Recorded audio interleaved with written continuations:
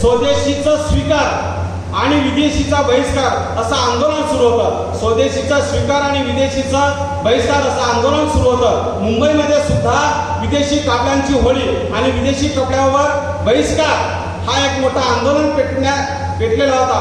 अशा या आंदोलनामध्ये बाबू गेनू आणि त्याचं तानाजी नावाचं पथक हे सुद्धा ठामपणाने या आंदोलनामध्ये रस्त्यावर उभं राहिलेलं होतं. विदेशी कपड्यांचा ट्रक रस्त्याने जात होता. बाबू गेनू आणि त्याचा तानाजी पथक हे ते ट्रक अडवण्यासाठी रस्त्यावर उभे राहिले. ट्रकला जाऊ द्यायचं नाही म्हणून रस्त्यावर आडवे गेले. इंग्रज अधिकाऱ्यांनी त्या ट्रकच्या ड्रायव्हरला आदेश दिला की तू ट्रक चालव, यांच्या अंगावरून चालव. परंतु त्या ट्रकचा जो ड्रायव्हर होता बलवीर सिंग, त्यांनी ट्रक चालवण्यास नकार दिला. त्यामुळे इंग्रज अधिकारी चिडला आणि स्वतः ड्रायव्हरच्या जागेवर बसला आणि ट्रक त्या इंग्रज ड्रायव्हरनी बाबू गेनूच्या अंगावरून आणि तत्कालीन तानाजी पथकांच्या कार्यकर्त्यांच्या अंगावरून त्या इंग्रज अधिकाऱ्याने चालवला.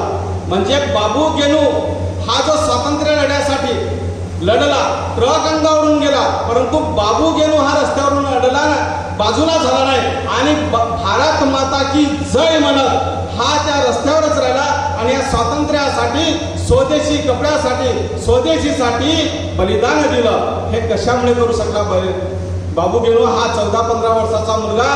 तर स्वातंत्र्याच्या प्रती जी त्याच्या मनामध्ये निष्ठा निर्माण झाली होती, त्या निष्ठापायी हा 14-15 वर्षाचा बालक या देशासाठी जीवाचं बलिदान करू शकतो.